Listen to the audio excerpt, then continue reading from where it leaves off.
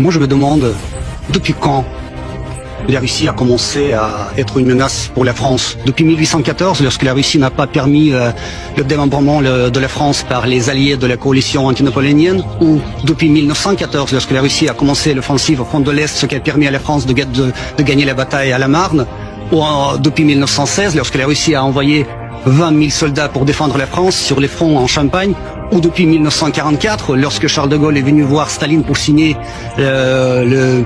l'accord, où c'était le pacte de l'alliance et d'entraide, ce qui a permis à la France de revenir dans le rang des grandes puissances vainqueurs contre le nazisme, et ce qui a permis à la France de devenir après le membre permanent de Conseil de sécurité des Nations Unies, ou depuis 1946, lorsque la France a connu une mauvaise récolte et l'Union soviétique a envoyé 400 000 tonnes de blé à la France. L'Union soviétique qui était en ruine à l'époque.